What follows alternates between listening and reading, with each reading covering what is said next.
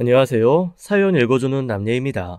오늘도 와주셔서 감사드리며 오늘의 사연 시작하겠습니다. 안녕하세요.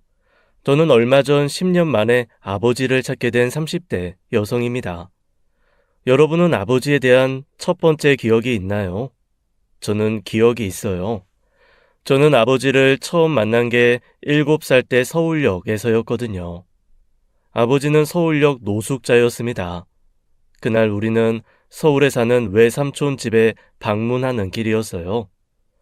엄마는 집에서 출발하기 전부터 서울에 가면 엄마 손을 단단히 붙들고 있어야 한다고 일렀습니다. 선이야, 서울은 가만히 있어도 코를 베어가는 아주 무시무시한 곳이야. 엄마 손 꼭 붙들고 있지 않으면 너희 같은 애들 데려다 팔아버리는 나쁜 사람들이 많대. 그러니까 절대 엄마 손 놓으면 안 돼. 엄마가 바쁘면 엄마 옷이라도 꼭 붙들고 있어. 알았지? 엄마, 근데 그렇게 무서운 곳에 꼭 가야 돼? 외숙모가 애를 낳았다는데 그래도 가봐야지. 너도 애기 보고 싶다며.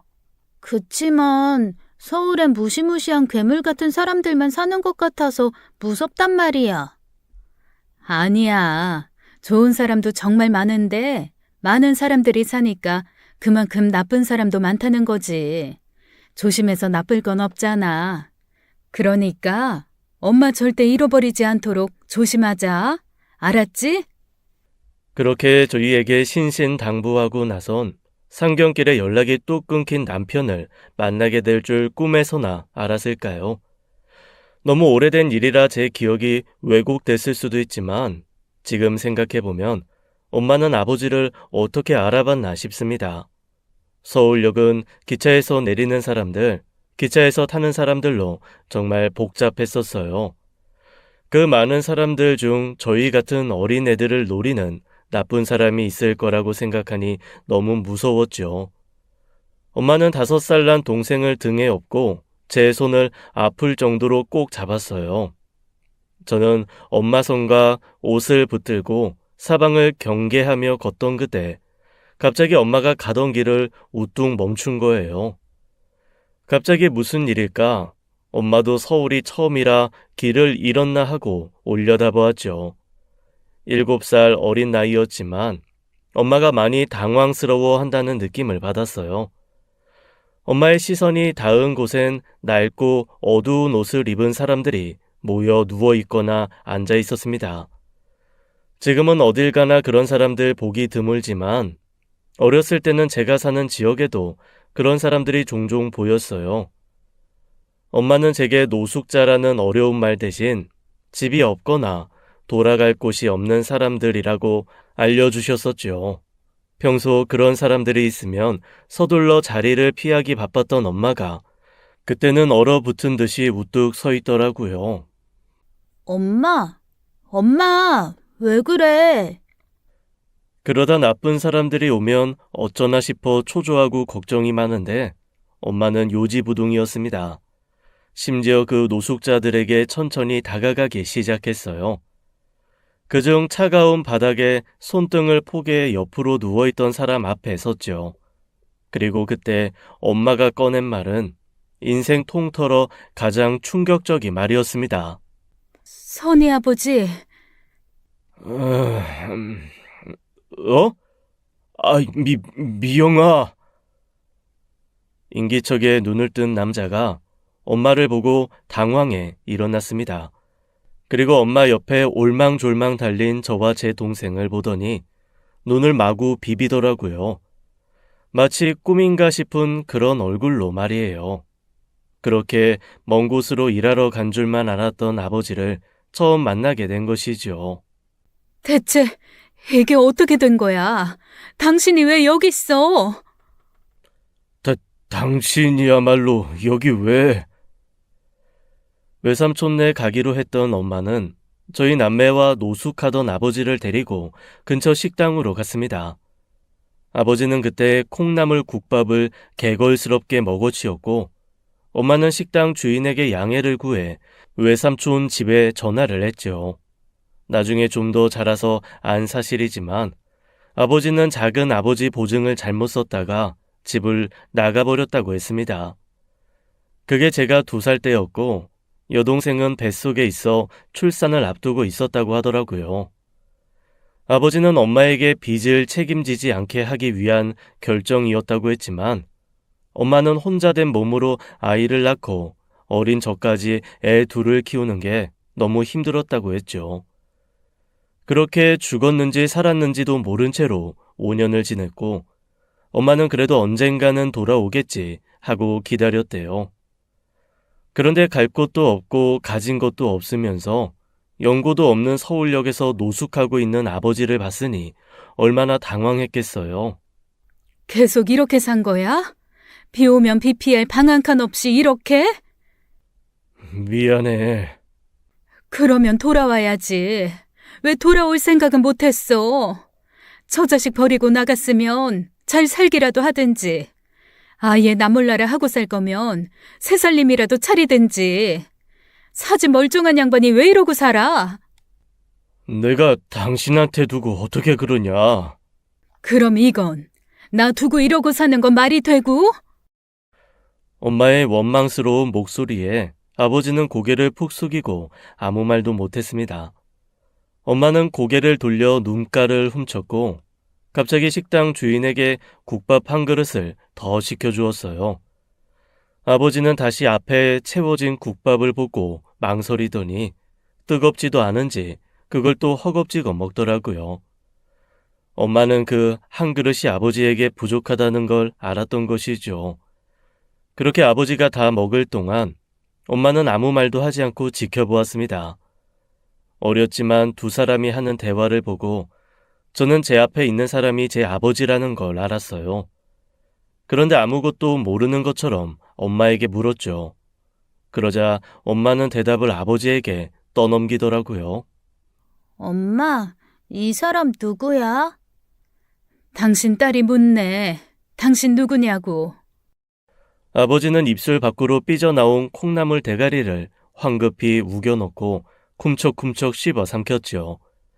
그 와중에 들쑥날쑥 길이도 엉망인 지저분한 콧수염 사이로 맑은 콧물이 흘렀고 아버지는 손등으로 그걸 훔치고는 자기 어깨에 닦았습니다. 첫인상이 결코 좋을 수가 없었어요.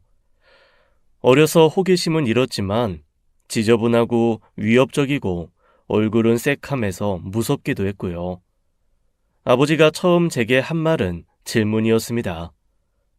네가 선이야? 양선이?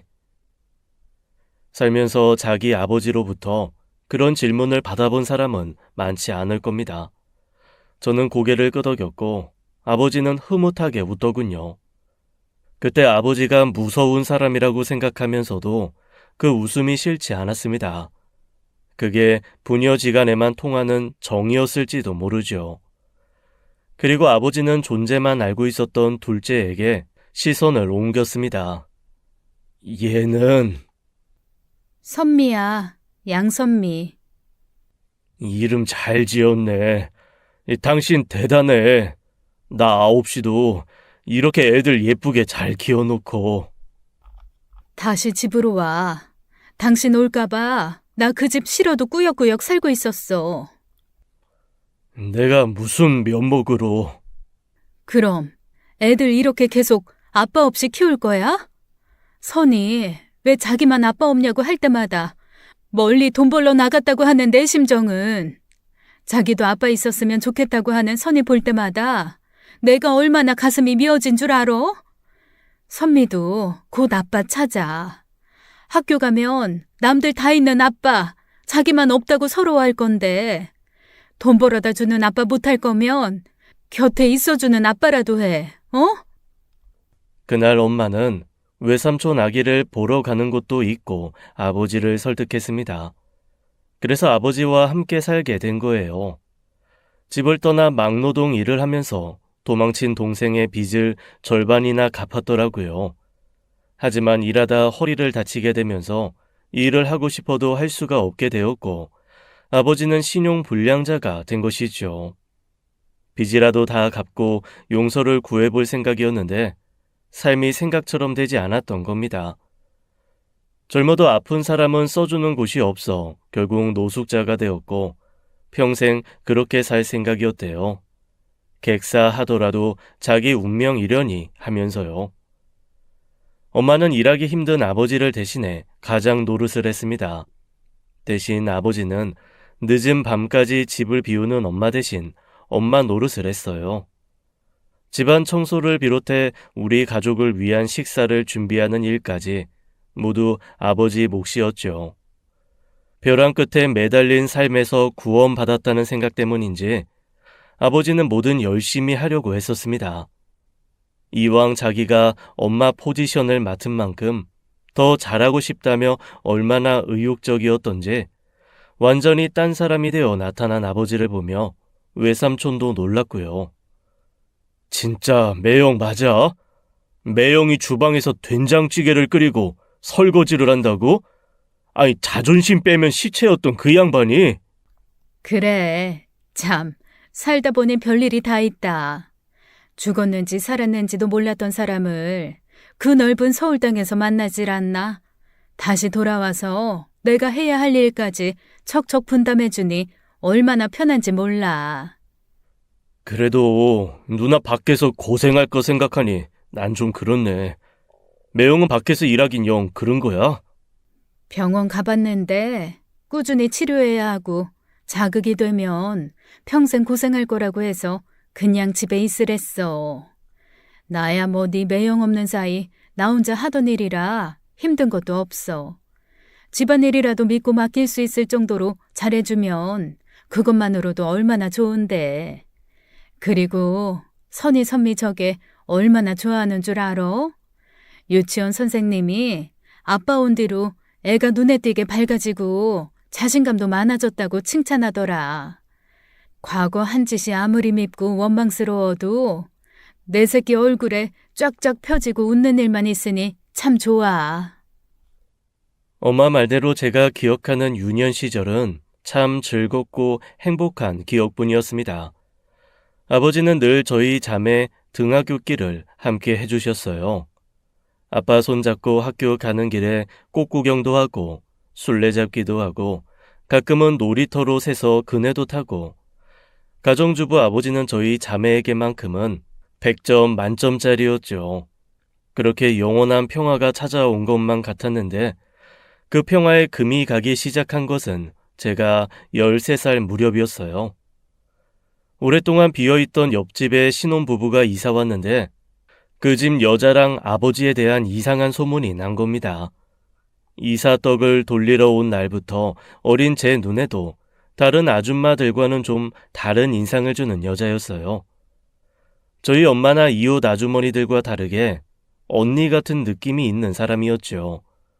옷차림도 젊은 대학생 같고 행동 거지도 좀 어려 보였거든요. 안녕하세요.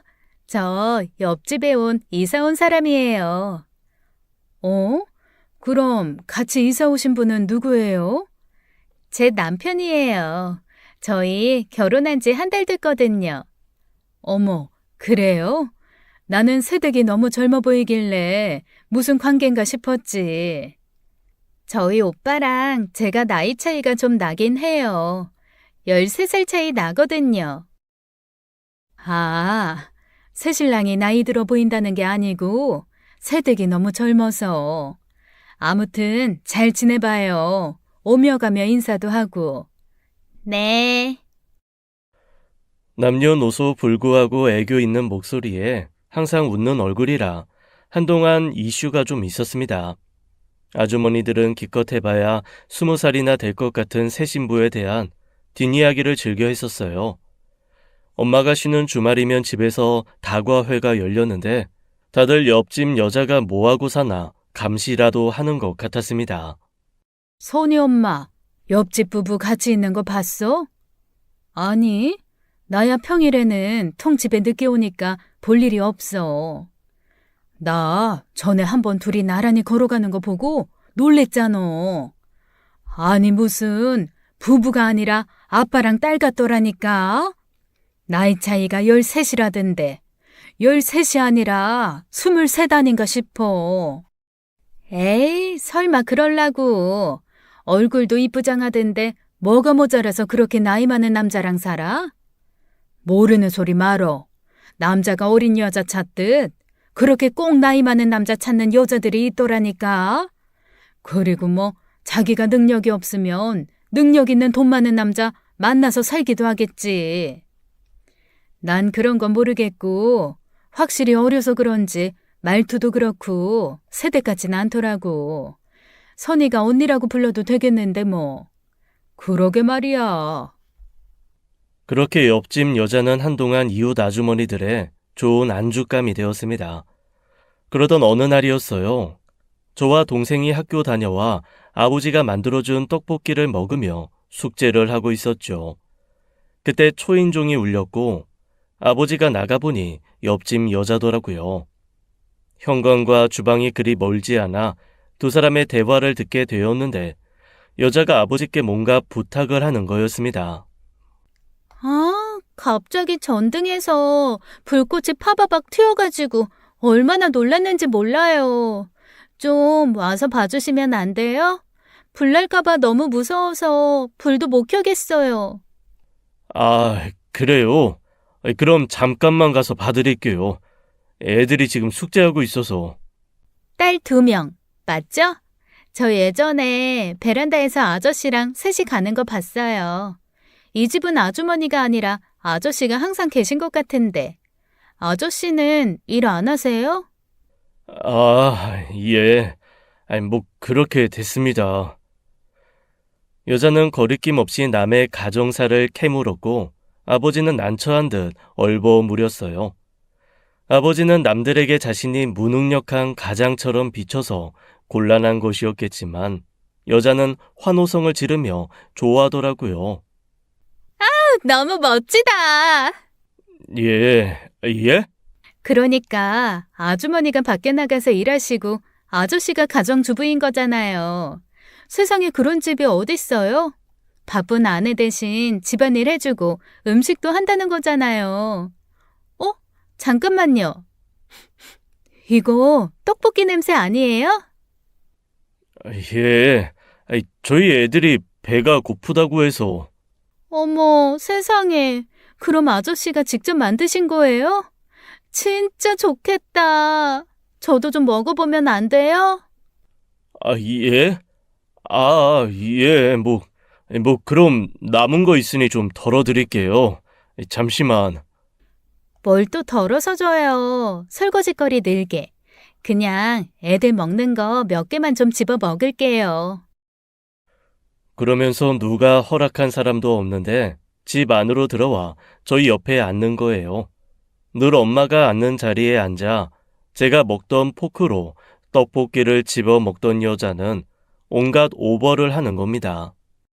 어머, 아저씨 요리사예요? 저 이렇게 맛있는 떡볶이 처음 먹어요. 뭐 그 정도는 아닌데. 아, 감사합니다. 이것저것 배우고 몇 번 만들어 보니 저만의 방식대로 만든 거거든요. 진짜 맛있어요. 진짜 따봉, 쌍따봉이야. 너희는 좋겠다. 아버지가 이런 것도 만들어주고. 전 아버지가 없었거든요. 요리는커녕 집에 있지도 않았는데. 완전 부럽다. 언니 아빠는 어디 갔는데요?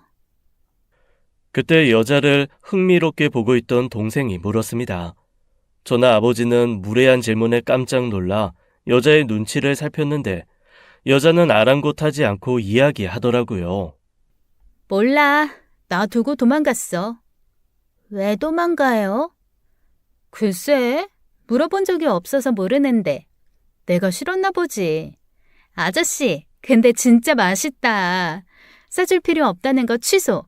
저 남은 거 좀 싸주실래요? 가서 먹게요. 그래요, 그럼. 아버지는 엉걸결에 엄마 오면 주려고 했던 떡볶이를 여자에게 넘겼죠. 그날 저녁 엄마가 왔을 때 저는 먼저 그 이야기를 꺼냈습니다. 저는 엄마가 오자마자 아버지가 그 이야기를 해주길 바랬는데 어쩐 일인지 먼저 꺼내질 않는 거예요.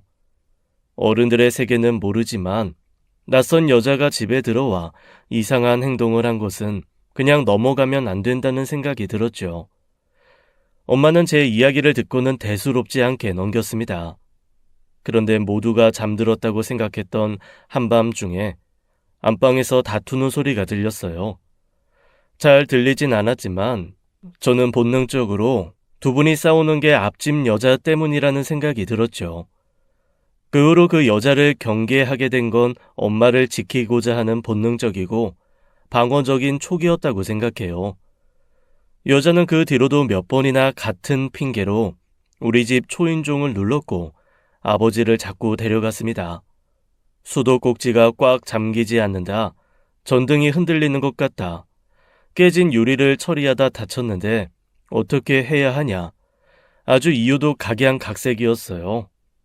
저는 그런 일들을 엄마에게 아무렇지 않게 조잘댔고 엄마는 묵묵히 듣고만 있었습니다. 물론 그런 이야기를 듣는 엄마의 표정이 좋지는 않았죠. 그러다 결국 문제가 생긴 거예요. 그날도 여자가 서랍장 옮기는 일을 도와달라는 부탁에 건너갔던 아빠가 그 집에서 나오는 길에 이웃 아주머니와 마주친 것입니다. 당시 살았던 아파트는 복도식이라 복도로 창이 난 방이 있었는데 저는 그 방에 들어가 그 이야기를 들었어요. 어머, 선희 아빠? 403호? 왜 거기서 나와요? 그게 원미 씨가 무거운 서랍장 옮기는 걸 좀 도와달래서요. 원미 씨? 어머, 그래도 그건 아니지. 가정 있는 남자가 바깥 양반도 없이 혼자 있는 여자 집에 그렇게 들락거려도 돼요? 그냥 이웃끼리 돕고 사는 것뿐인데 뭐가 문제인가요? 문제지. 선희 아빠 큰일 날 양반이네. 선희 엄마도 알아요? 이웃 아주머니의 날선 반응에 아버지는 대꾸하는 대신 그냥 집으로 들어오더라고요. 기분이 상했는지 딱딱하게 굳은 얼굴로 한숨만 푹푹 쉬고요.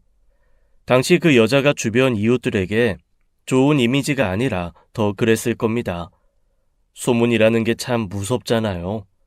특히 나쁜 소문은 공기를 타고 전염되듯 순식간에 뜨거운 감자가 되었죠. 그러니 그 소리가 엄마 귀에까지 안 들어오고 백이겠나요? 이웃 아주머니로부터 그 소식을 들은 엄마는 화가 머리끝까지 났습니다. 저희 앞에서는 싸우는 모습을 보여주려고 하지 않았던 엄마도 그날만큼은 참을 수가 없었던 거예요. 당신 미쳤어? 내가 그 여자 집안일 신경 끄라고 했잖아, 분명. 그럼 도와달라고 하는데 내가 도와줄 수 있는 일인데도 못한다고 해? 못한다고 해. 당신 아니면 그 여자가 그 일 못한대? 자기 남편이 퇴근하고 와서 도와주겠지. 자기 남편은 그런 거 한다고 하면 잔소리부터 한 데서 말 꺼내기도 싫다는데 어떡해? 허참나. 지금 그 여자 사정 봐주는 거야? 내가 싫다잖아, 내가. 당신은 마누라가 싫다는데 굳이 다른 여자한테 그렇게 호의를 보여야겠어? 그 여자한테 친절하게 보이고 싶어서 안 달라 죽겠는 거야? 왜 말을 그렇게 해? 그냥 도와주고 싶어 그런 건데 그게 그렇게 문제야? 하여튼 여편네들 모여서 생각하는 꼬라지하고는. 뭐? 사람들이 괜히 그래? 남들 보기에 다 이상해 보이니까 그러지 말라는 건데. 가뜩이나 그 여자 어린 나이에 나이 차이 나는 남자랑 결혼해서 이상하다고 말 나오는 판에 당신이 그 집에서 나오면 말하기 좋아하는 여자들한테 먹잇감 던져주는 꼴이지 그게. 알았어, 알았다고. 안 가면 될 거 아니야? 그렇게 부모님의 감정의 골망 깊어지게 된 사건은 거기서 끝이 아니었습니다. 엄마가 속상한 마음을 토로하자 몇몇 이웃 아주머니들께서 옆집 여자를 찾아가 단단히 엄포를 놓은 거예요. 모처럼 많은 사람이 모인 복도가 굉장히 소란스러웠고 아주머니들은 남들이 들으라는 듯 큰 소리로 이야기했죠. 이봐요, 새댁. 새댁, 어려서 모르는 게 많은 줄은 아는데 그래도 이건 아니지. 사람이 정도라는 게 있고 예의라는 게 있는데 어떻게 가정 있는 유부남을 그렇게 집안으로 들여요? 왜요? 저는 도움이 필요해서 도와달라고 한 것뿐인데요. 하기 힘든 일이면 아저씨도 안 한다고 했겠죠. 애초에 도움을 청하지 말라고요. 예? 사람 말귀 못 알아들어요? 남의 남자한테 자꾸 찍접대지 말라고요. 이웃 아주머니들의 다그침에 결국 옆집 여자는 눈물을 터뜨렸고 그렇게 마무리되나 싶었습니다. 그런데 며칠 후 밤 9시쯤 됐을 거예요. 거칠게 문 두드리는 소리에 온 식구가 놀라 나가보니 얼굴 보기 힘든 옆집 남자가 화가 난 얼굴로 서 있었죠. 대기요? 나 없을 때 우리 집 와서 내 마누라가 머슴처럼 부렸다는 남자가 뭐라고요? 머슴? 그게 무슨 말입니까? 그럼 머슴이 아니고 뭐요? 나이도 먹을 만큼 먹은 양반이 애가 어려 멋모르고 도와달라고 하면 적당히 선도 그을 줄 알아야지. 좋다고 쪼르르 지방까지 들어와서 결국 더러운 소문까지 만들어요. 아, 진짜 미치겠네. 도와달라고 해서 선의를 베푼 사람을 왜들 그렇게 못 잡아먹어 안달입니까? 그럼 도움이 필요해 곤란해 죽겠다는데 그냥 둬요? 듣자 하니 집에서 뭐 해달라고 바로바로 해주시는 것도 아니던데 그쪽한테 한 달 넘게 고쳐달라고 했던 선반문도 내가 가서 고쳐준 겁니다. 하, 그래서 뭐요? 내가 못한 거 당신이 해주고 뭐 우월감이라도 느낍니까? 왜 임자 있는 여자한테 껄떡대고 수작을 부리냐고 왜? 옆집 남자는 아버지보다 풍채가 좀 있는 아저씨였어요. 위협적으로 가슴을 들이밀며 큰 소리를 치는데 온 가족이 깜짝 놀랐죠. 보다 못한 엄마가 나서서 중재한 거예요. 미안해요. 근데 분란 만든 게 한쪽은 아닌 것 같은데 그만 좀 하시죠. 그쪽이 그렇게 내 남편 잡으면 나도 새댁 좀 잡아야 할 것 같은데. 그쪽도 잘한 거 없어요. 나이 먹은 여편네들이 젊은 사람 실수 좀 관대하게 품어줄 줄도 알아야지. 유치하게 왕따는. 왕따라뇨? 저 새댁한테 그런 적 없어요. 뭐 왕따가 따로 있습니까? 반상회 시간 안 알려주고 쓰레기 버리러 갈 때마다 지들끼리 모여 쏙닥거리면서 눈치 주고 이 여운이 발정이 났니? 더러운 소리 짓거리는 게 왕따지? 내가 경고했어요. 한 번만 더 내 와이프랑 얽히는 일 있으면 가만히 안 있을 겁니다. 알았어요? 남자가 돌아간 후에도 저희 집은 그야말로 폭풍 전야였습니다. 그러다 엄마가 도저히 못 참겠다는 듯 한숨을 쉬며 꺼낸 말에 대형 싸움이 되었거든요. 동네 창피해서 진짜. 그만해. 할 만큼 했어. 자기가 한 짓은 모르고 듣기는 싫다 이거지? 내가 그 여자랑 뭔 짓을 했으면 억울하지는 않지. 나는 억울한 입장이지 않아? 그러게. 그냥 애들이나 보고 살림이나 잘하지. 뭐하러 그 집 살림을 도와? 그리고 그 와중에 그 여자 떨어진 문짝 붙여준 얘기는 왜 해? 생색내고 싶었어? 뭐? 살림이나 하지? 당신은 나 집에서 애들이나 본다고 무시해? 내가 또 무슨 무시를 했다고 그래? 자기 할 일이나 잘하자는 거야. 내가 밖에 나가서 한 달이라도 월급 안 타온 적 있어? 우리 집안에는 우리 집안만의 규칙이 있는 거잖아. 에이씨! 에이씨? 에이씨? 아버지는 그날 밤 집을 나가버렸습니다. 지금 생각하면 그 당시 일만 생각하면 억울할 만한 상황이었어요. 둘이 붙어 먹은 것도 아니고 단순히 호의를 베풀었을 뿐인데 주변에서 온갖 더러운 상상을 덧붙여 옆집 어린 새댁한테 찝쩍거리는 사람이 돼버린 것이었으니까요. 그렇게 옆집 여자가 우리 집에 오는 일은 없었고 밖에서 마주치게 된 일도 없었습니다. 그 일 때문인지 정확히 알 수는 없지만 그 신혼부부는 이듬해 이사도 갔고요. 그 일 이후 가족 분위기는 눈에 띄게 달라졌어요. 아버지는 아버지대로, 엄마는 엄마대로 부모의 역할은 충실하셨지만 부부관계는 그리 좋지 않았습니다. 아버지가 안방 생활을 거부하고 거실에서 자게 되면서 각방 생활이 시작되었거든요. 처음엔 그 일로 좀 다투기도 하더니 엄마도 알아서 하라며 안방 생활하는 아버지를 모르쇠 했지요. 그 시간이 하루 이틀 그렇게 길어지더니 거의 남과 같은 부부가 된 거예요. 그땐 그냥 오해였던 것뿐인데 그렇게까지 해야 하나 부부라는 게 정말 알다가도 모르겠다 그랬어요. 물론 그 일만 문제가 됐던 건 아닐 겁니다.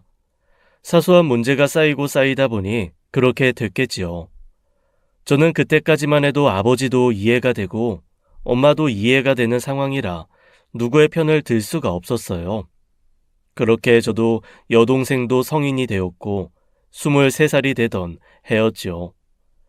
방학을 맞이해 집에 왔는데 절 보더니 엄마가 그러는 겁니다. 네 아빠 바람 났다. 어? 갑자기 그게 무슨 말이야? 말 그대로야.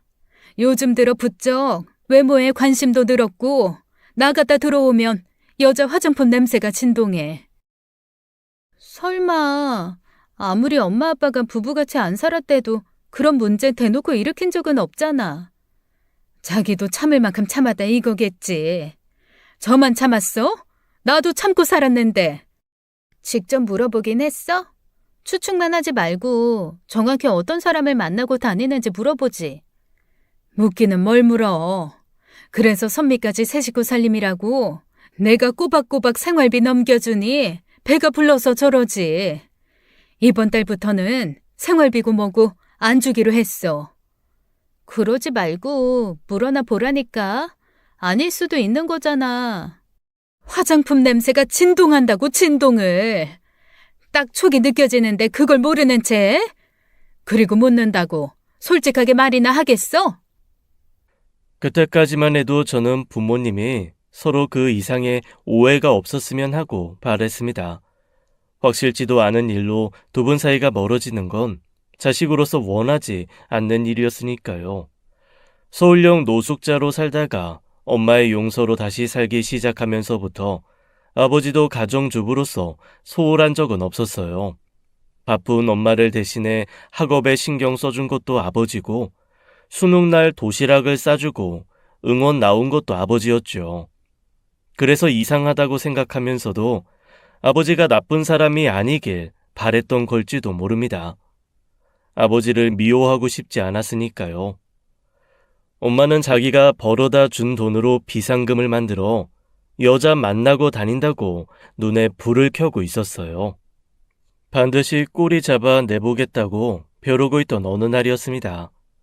갑자기 일하다 쓰러져 병원에 실려간 거예요. 엄마와 함께 일하던 분의 말에 의하면 난데없이 배를 부여잡고 고통스럽게 쓰러졌다고 했죠. 원인을 알 수 없어 정밀 검사를 받았는데 뜻밖에도 그 자리에서 암 판정을 받았습니다. 그것도 상황이 몹시 좋지 않았어요. 병원에서 그 소식을 듣고도 허탈하게 웃기만 하던 엄마는 집에 오자마자 선반 위에 달력부터 집어들었습니다. 그리곤 엄마가 왔는데도 왔느냐 말도 없이 앉아서 빨래만 개고 있는 아버지를 향해 내던졌어요. 이게 다 당신 때문이야. 나는 아무리 생각해도 이게 당신 때문인 것 같아. 이 사람이 왜 그래? 당신이 어떻게 그래? 어떻게 나한테 그래? 평생 길바닥에서 노숙이나 하다가 객사할 사람 구제해줬으면 당신이 그러면 안 됐지. 아무리 안이 꼽고 못마땅한 일이 있어도 당신 내 비위 맞추면서 살았어야지. 뭐? 왜 그 소리 안 나오나 했다. 생색내기 좋아하고 눈치 주기 좋아하는 당신이 나 그날 만나 데려온 이야기를 여직 왜 안 하나 했어. 뭐? 비위 맞추면서 살아야지? 내가 당신 비위 안 맞춘 게 뭐가 있냐? 내가 당신 비위 맞췄으니 이렇게 살았지. 비위 안 맞췄으면 당신 원하는 애들 아빠 같은 거 없지? 아이고, 퍽이나 내 생각해서 집에 붙들려 있었던 것처럼 일도 못해, 남자 구실도 못해, 할 줄 아는 것도 없으면서 애들 아빠 역할하는 게 그게 나 때문이야? 사람이 양심이 있으면 당연히 해야 하는 일이지. 뭐? 이 사람이 진짜 선의도 있는 앞에서 무슨 소리라는 거야? 당신은 이게 문제야. 밖에서 돈 좀 번다고 집에서 살림하는 사람 자존심 구겨지게 한다고. 남자는 아무리 그래도 남자야. 잘한다, 고맙다. 평생 당신 그런 말 해본 적 있어? 그러는 당신은 내가 밖에서 힘들게 돈 벌어온다고 그런 소리 해본 적이나 있어? 나는 했지. 매 끼니 당신이 좋아하는 음식 차려내. 집에서 당신 손 안 가게 하려고, 당신 수준에 맞게 집안일 하려고 얼마나 노력을 했는데. 아빠, 그만해. 왜? 너도 엄마 말이 맞는 것 같아? 너도 엄마 말대로 형편없는 남편이었다 이거냐? 그게 아니라 엄마 아파서 그래. 그러니까 그만해. 엄마 지금 속상해서 그러는 거야. 뭐? 엄마 암이래. 3기. 제 말에 아버지는 뒤통수라도 얼얼하게 맞은 사람처럼 벙찐 표정이었습니다. 흥분에 시뻘개진 얼굴에 당장이라도 눈이 튀어나올 것 같았던 아버지는 저와 엄마를 번갈아가며 쳐다봤죠. 마치 그게 사실이냐는 듯 믿기지 않는 얼굴로요. 한창 불꽃이 튀게 싸우다 정적이 흘렀고, 엄마는 갑자기 서름이 복받친 듯 뒤돌아 소리 없이 어깨를 들썩이며 울었어요. 아버지는 엄마 앞에서 끝까지 아무 말도 하지 못했습니다. 엄마가 안방으로 들어가고 저는 식탁 의자에 앉아있는 동안 아버지는 소파에 앉아 마른 세수만 했어요. 그래서 얼마나 심각한 건데? 수술은 해봐야 알 것 같고 아무래도 전이가 된 상황이라 쉽지 않을 거라네. 아, 가망이 없다는 거야? 아버지의 말엔 저도 대답할 수 없었습니다. 그 순간 눈물이 차올랐거든요. 참을 새도 없이 뚝뚝 떨어지는 제 눈물을 보며 아버지는 깊은 한숨만 내쉬었죠. 그래도 저는 엄마가 돌아가시기 전까지 아버지가 의리를 지켰다고 생각했어요. 바람이 나서 나갔다 들어오기만 하면 온몸에 여자 화장품 냄새를 묻혀 온다던 아버지는 엄마 곁을 떠나지 않았습니다. 원래는 제가 휴학하려고 했는데 아버지가 끝까지 말렸고 수술, 간병, 항암 치료 모든 걸 함께 해주셨습니다.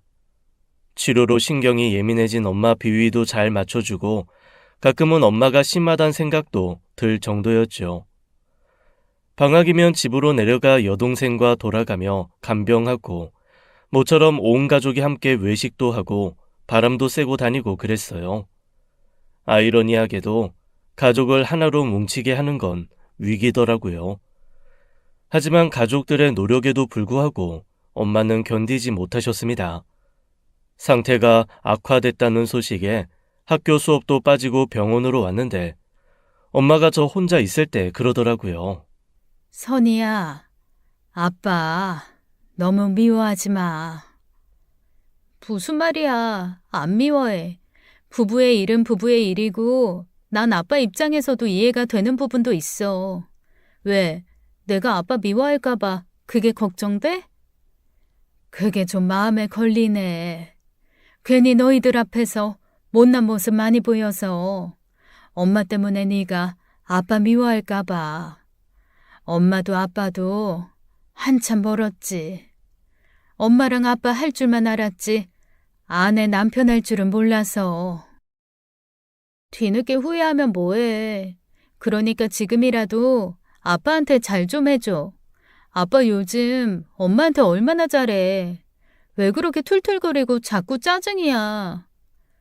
정 떼야지. 어? 정 떼야. 아빠가 새살림 차리든 말든 할 거 아니야. 또 못난 소리 한다. 아빠가 가긴 누구한테 간다 그래. 그땐 엄마가 대체 무슨 생각으로 그런 말을 하는지 이해할 수가 없었습니다. 평생 부부답게 살진 않았던 두 사람은 헤어질 때도 부부답다는 생각이 들진 않았어요.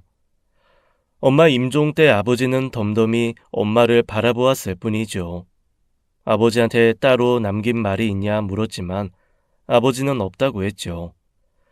그렇게 장례를 끝내고 슬픔을 추스릴 새도 없이 말도 안 되는 사건이 터진 거예요. 혼자 있을 아버지의 걱정이 된다며 고향에 간 여동생이 다급하게 전화를 한 겁니다. 언니, 빨리 좀 와봐. 어? 무슨 일인데? 내가 진짜 기가 막히고 어이가 없어서 말이 안 나와서 그래. 아빠, 집에 여자 데리고 들어온 거 알아? 뭐? 그게 무슨 말이야? 여자를 데리고 들어오다니. 살림 차렸어. 언니 보면 아주 기가 막힌다고. 엄마 사구제도 지나지 않은 상황에 아빠가 우리 집에서 새 살림을 차렸다는 소식에 얼마나 놀랐던지요. 조별 과제를 하고 있다가 불이 나게 고향으로 가는 기차를 탔고 저는 그 경악스러운 몰골을 보게 된 겁니다.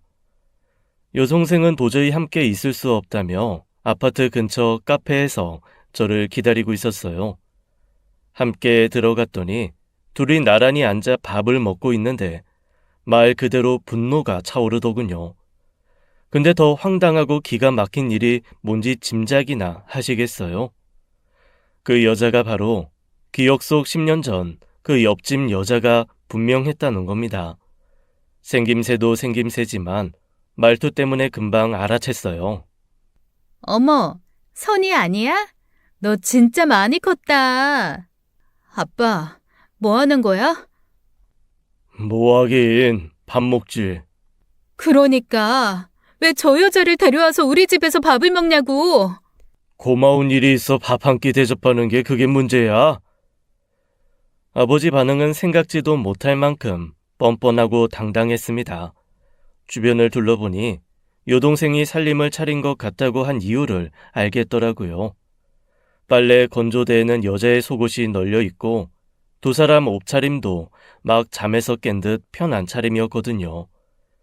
그런데도 아버지는 그저 밥 한 끼 대접하는 것뿐이라는 듯이 대수롭지 않게 이야기했죠. 선이야, 그러지 말고 너도 얼른 앉아. 아저씨 김치찌개 진짜 예술이야. 아줌마, 미쳤어요? 뭐? 얘, 내가 어떻게 아줌마야? 내가 결혼은 했어도 애도 없고 너보다 기껏해야 7살 많은 30대인데. 그래서 쪽팔리지 않아요? 자기보다 7살 어린 딸 있는 남자랑 붙어먹는 게? 어머, 얘 말하는 싸가지 좀 봐. 아저씨 말을 참 예쁘게 하는데 아주머니 닮았나 봐? 이봐요! 엄마와 함께 살던 오랜 추억이 깃든 집에서 두 사람이 신혼살림이라도 차린 듯이 그러고 있으니 얼마나 열이 받아요. 게다가 엄마 돌아가시기 직전까지 엄마한테 붙어서 애처가처럼 굴었던 아버지였던지라 배신감도 컸습니다. 엄마 말이 사실이었네. 아빠 바람났다는 거. 근데 저 여자야? 결국 그때 그렇게 아니라고 발뺌했던 저 여자였어? 아빠, 아무리 그래도 저 여자는 아니지. 저 여자 때문에 우리 가족이 어떻게 됐는데 저 여자야. 말 조심해라. 어떻게 그게 원미 탓이야? 그럼 누구 탓인데? 어렸을 때 모르겠더니 커보니 알겠다. 저 여자가 했던 행동이 얼마나 비상식적이고 수준 낮은 짓이었는지. 선이야, 말 너무 그렇게 하지 마. 언니 상처받아. 제발 그 입 좀 닥쳐주시고 지금 당장 이 집에서 나가요. 양선이! 강제로 끌어내기 전에 빨리 나가라고요. 저는 당장이라도 여자를 칠 기세로 노려보았고 여자는 제 눈치를 살피다 아쉬운 듯 자리에서 일어났죠. 저와 아버지가 있는데도 그 자리에서 편한 옷을 훌렁훌렁 벗어던지고 자기 옷으로 갈아입더라고요. 여자를 내보내고 난 후 아버지와 대판했습니다. 그런데 그동안 제가 알던 아버지가 맞나 싶게 딴 사람이 되어 있더라고요. 어떻게 엄마랑 같이 살던 집에 저 여자를 들여? 엄마 사고제도 안 지났어.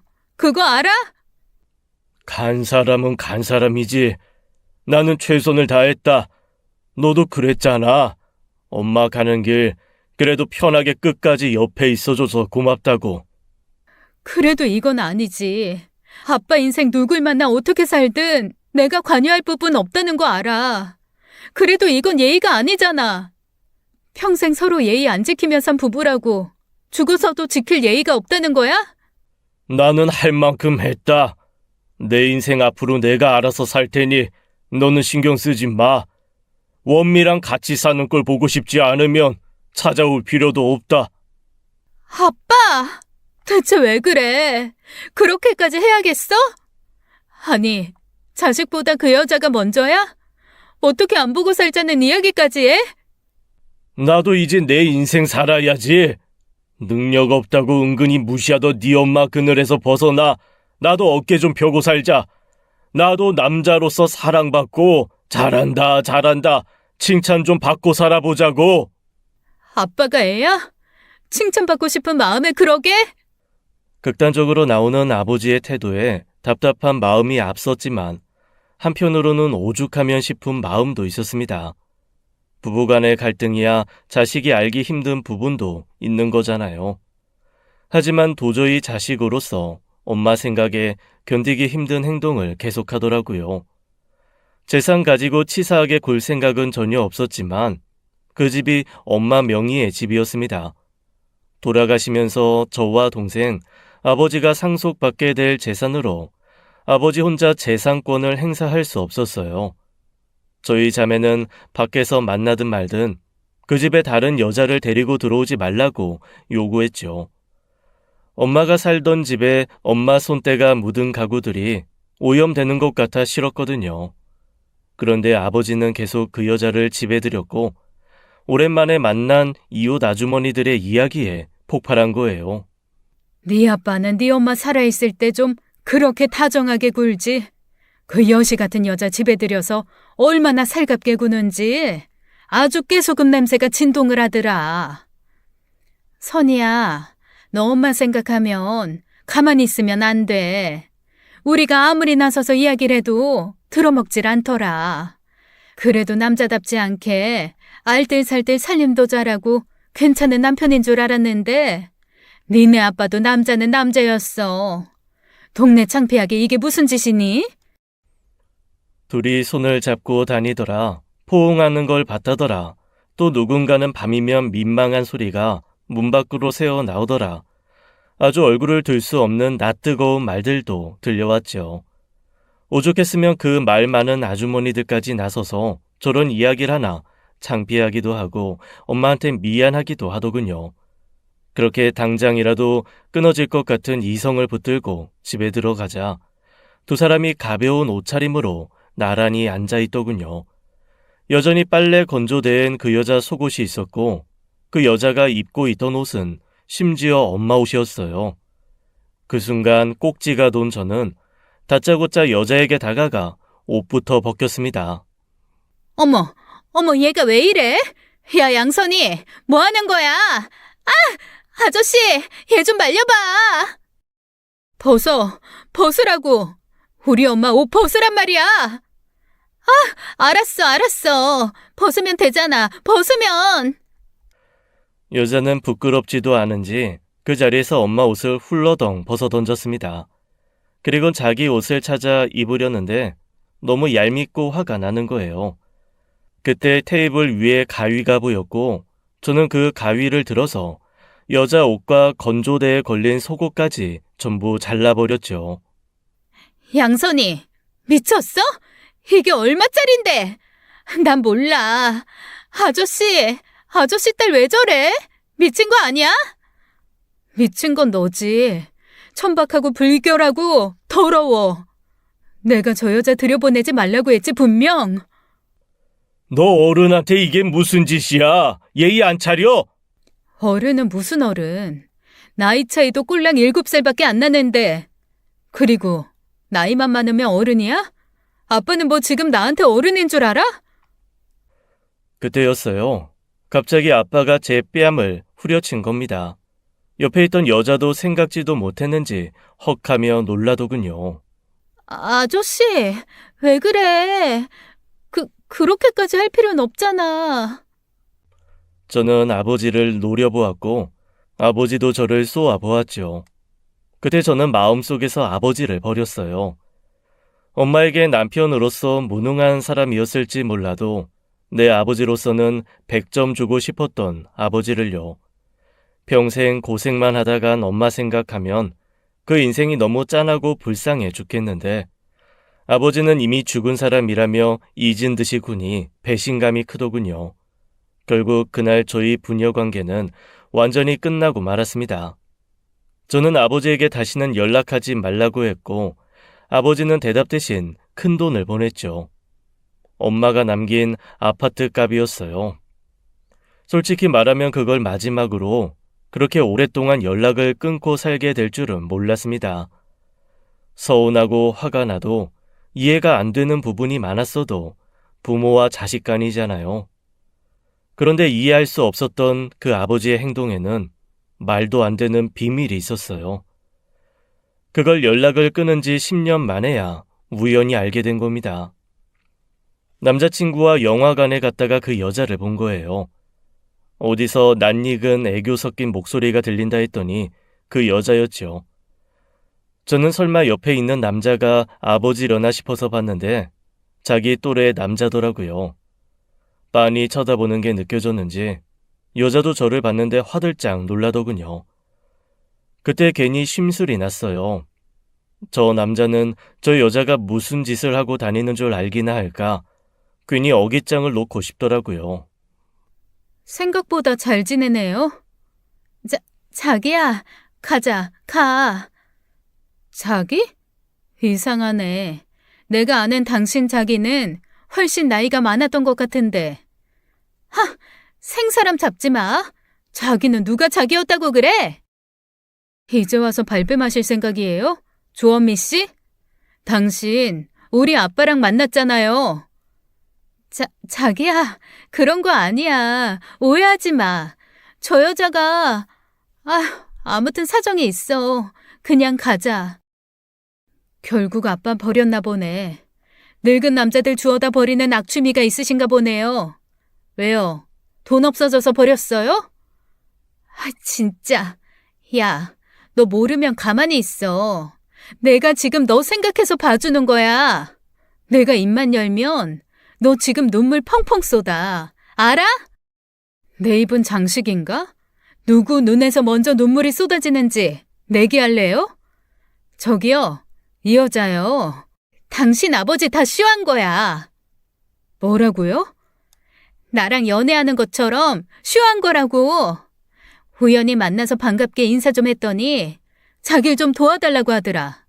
그 집 팔게 되면 나한테 1,000,000원 준다고 해서 그래서 장단 좀 맞춰준 거야. 나도 그때 이혼하고 내 코가 석자라. 무슨 말 같지도 않은, 나도 그랬지. 무슨 말 같지도 않은 소리를 하냐. 그딴 연기가 먹힐 것 같냐. 당신 딸들이 그렇게 멍청한 줄 아느냐. 근데 멍청하던데? 자기 아버지가 생전 보인 적 없는 행동을 하는데 그걸 다 믿던데? 여자는 전에 없이 진지한 표정으로 저에게 그랬습니다. 마치 비난을 하는 것만 같았어요. 저는 꿀먹은 벙어리가 되어 여자를 바라보았죠. 그랬더니 여자는 자포자기하듯 그러는 겁니다.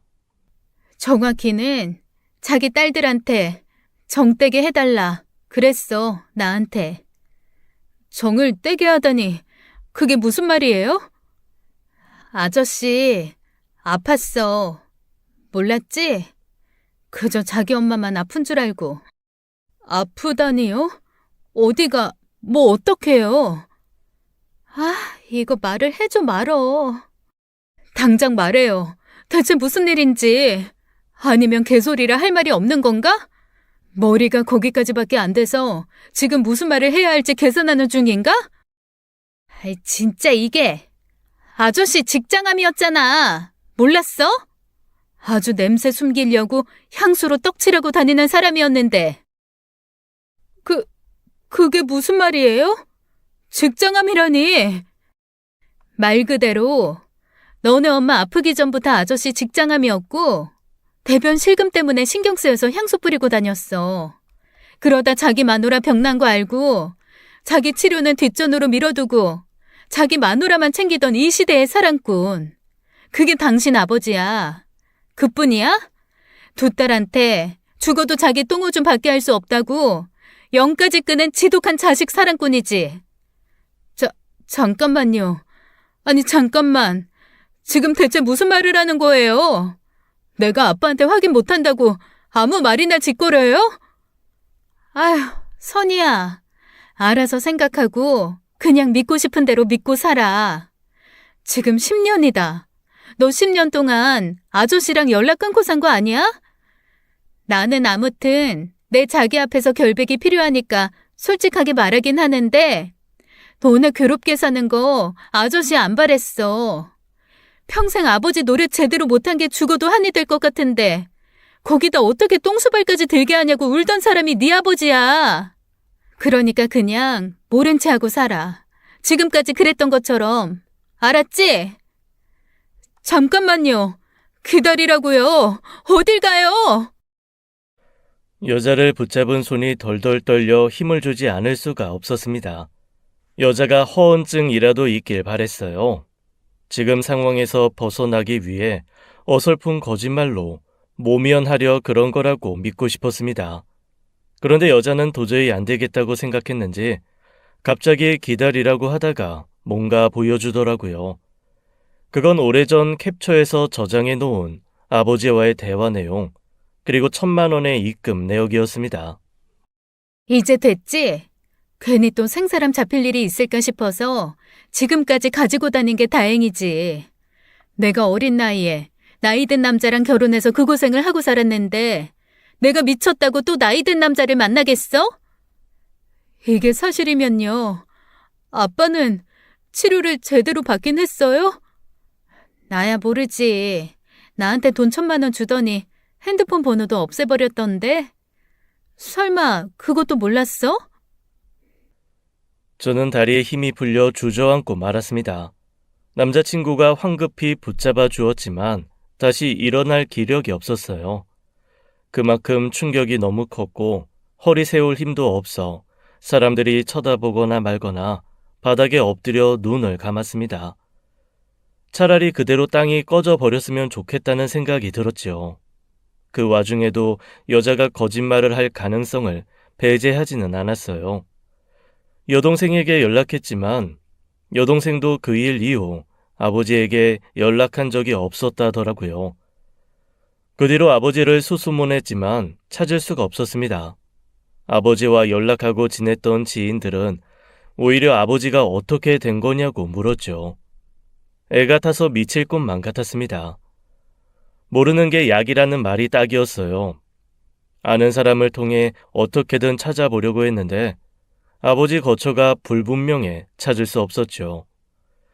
이대로 영영 찾지 못하면 어쩌나, 사과할 기회를 놓치면 어쩌나 너무 초조했습니다. 그렇게 하루하루 피가 마르는 심정으로 살고 있던 어느 날이었어요. 서울에 출장 갈 일이 생겨 KTX를 타고 서울역에 갔거든요. 그때까지만 해도 그곳이 서울역이라는 인식을 하지 못했는데 지금 서울역 말고 예전 서울역 쪽으로 걷다 보니 문득 아주 오래전의 그 기억이 떠오르는 겁니다. 지금은 쓰이지 않지만 당시 모습이 그대로 보존이 되어 있잖아요. 신기하게도 그곳을 보니 20여 년 엄마와 함께 왔던 그 기억이 떠오르는 거예요. 그때 아버지가 여기 있었지. 처음 아버지를 만난 곳이 여기지. 그런 생각을 하던 중이었습니다.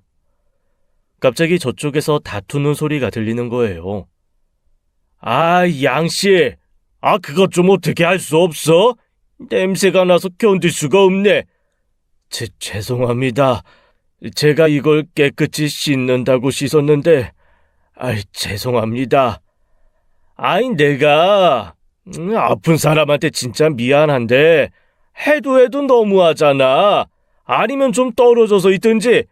안 그래도 단속심에 이리저리 옮겨 다녀야 하는 신세에 쉴 때도 양씨 때문에 제대로 쉴 수가 없잖아. 죄송합니다. 그리고 급식소에서 밥 먹을 때도 어지간하면 좀 어디 안 보이는 데 가서 먹자. 예. 기적처럼 그 순간 제 앞에 아버지가 나타난 것이었어요.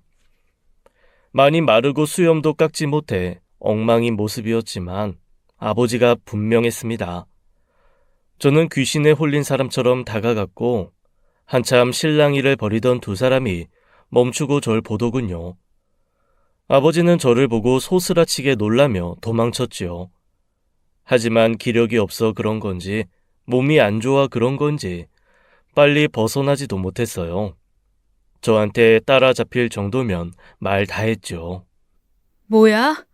아빠 왜 여기서 이러고 있어? 그게... 그때였어요. 아버지한테서 변 냄새가 나는 겁니다. 제가 킁킁하고 냄새를 맡자 아버지는 화들짝 놀라며 저에게서 거리를 두더군요. 허리춤에 손을 얹은 걸 보니 아무래도 배에 대변을 뺄 수 있는 장루를 붙인 것 같더라고요. 그 옆집 여자는 거짓말을 한 게 아니었습니다. 아버지에게 돈을 받고 그 뻔뻔한 연기를 했던 게 사실이었어요. 저는 엉엉 울면서 발을 동동 굴렸죠. 이게 뭐야? 아빠 그 여자 만난 것도 아니라면서. 그 여자한테 돈 주고 그런 거였다면서. 원미가 말해. 그걸 다 내가 돈까지 줬는데. 이 와중에도 아버지는 비밀이 지켜지지 않았다면서 허탈한 표정을 짓는데 정말 환장하겠더라고요. 그게 중요한 게 아니잖아요. 돌고 돌아. 결국 또 여기야? 갈 곳이 그렇게 없었어? 왜 여기야, 왜? 서울 사람도 아니면서 왜 자꾸 서울 와서 그러고 살아? 왜 사람들한테 구박받고 눈칫밥 먹고 그렇게 지내냐고. 그냥 못 찾을 것 같기도 하고 만날 수 있을 것 같기도 하고. 아버지는 알듯말듯한 이상한 말을 했죠. 알고 보니 영영 찾을 수 없도록 사람 많은 서울로 가야겠다 싶으면서도 그래도 전처럼 다시 한번 자식들을 만나고 싶다는 생각에 서울역에 있었답니다. 그런데 자기도 설마 하니 서울역에서 저를 다시 만날 수 있을 거라곤 상상도 못했대요. 아버지는 재산을 나눈 돈으로 직장암 수술을 마치고 한동안 입원 생활을 했답니다. 다행히 하늘이 도왔는지 완치 판정까지 받았지만 항문에 문제가 생겨 평생 장루를 달고 살게 되었대요. 남은 돈은 아끼고 아껴서 병원 갈 때 쓰느라 밥 한 끼도 제대로 먹지 못해 말도 못하게 야위였더라고요. 키가 170인데 몸무게가 50대 초반이었어요. 한사코 괜찮다는 아버지를 데리고 병원에 가서 제대로 검진받게 했고 다행히 문제는 없었습니다. 병원 진료를 받고 난 후 저는 아버지를 데리고 문득 엄마 생각이 나서 국밥집으로 갔어요. 그리고 20여 년 전 엄마가 그랬던 것처럼 아버지께 국밥 2그릇을 주문해 주었죠. 그때와 다른 점이 있다면 엄마도 여동생도 그 자리에 없었다는 것, 그리고 아버지가 제가 사드린 국밥을 울면서 드셨다는 것입니다. 국밥 하나 먹는데 눈물 콧물 닦느라 정신이 없네. 평생 숨기고 살 수 있을 줄 알아서 그랬어? 목이 맸는지 입에 가득 넣은 국밥도 제대로 넘기지 못하고 고개만 끄덕이는 겁니다. 아버지가 아니라 애 같더라고요. 어떻게 그렇게 단순한 생각으로 살 수 있을까 황당하기도 하고요. 공복이 습관이 되어서 검진 때문에 해야 하는 공복이 힘들지 않았다던 사람이 앉은 자리에서 국밥 2그릇을 깨끗이 비웠어요. 아빠가 그 어마어마한 쇼를 하고 사라졌다는 소식 듣고 내 마음이 다 타서 죄가 됐어. 알아? 알면 평생 갚아라. 진짜 평생. 자기 마음과 다르게 계속 흘러내리는 눈물을 바쁘게 닦던 아버지는 고개를 끄덕였습니다. 그런데 식사를 끝낸 후 같이 가자고 했더니 안 간다는 겁니다. 그냥 지금처럼 저는 저대로 살고 자긴 자기대로 산다면서요. 아빠, 제발 좀. 평생 내가 너한테 아빠 노릇도 제대로 못했는데 괜히 지금 너 따라가면 짐밖에 더 돼. 네 엄마가 남긴 것도 다 니들 몫이었는데 나 살려고 내 거 가져갔다. 근데 어떻게 너를 따라가? 못 가. 잘했어. 당연히 아빠도 상속인인데 가져가야지. 누가 뭐래? 원망한데? 평생 내가 갚으랬잖아. 평생. 자식이 부모 속썩이는 것만 알지? 부모가 속썩여서 속상한 자식 마음은 모르고. 아빠, 그래서 지금처럼 노숙 생활 하겠다는 거야? 나 남자친구 있어. 곧 결혼할 거야. 근데 시댁이 그렇게 말해? 아빠 서울에서 노숙한다고? 그건... 나도 선미도 아빠 많이 보고 싶었어. 삐뚤어진 마음 때문에 엄마 불쌍한 것만 생각나서 아빠한테 못되게 군 거 미안해. 내가 아빠 아픈 거 몰라줘서 너무 미안해. 그래서 그 힘든 투병 생활 혼자 하게 해서 미안해. 네가 뭐가 미안해? 그러니까 나랑 가자, 아빠. 이제 혼자 안 둘게. 아빠는 아빠 노릇 하나 못했다고 하지만 아빠는 나한테 100점 만점짜리 아빠였어. 밖에서 돈 벌어다 주는 것만 아빠야? 내가 좋아하는 김치볶음밥은 세상에서 아빠가 제일 잘 만들잖아.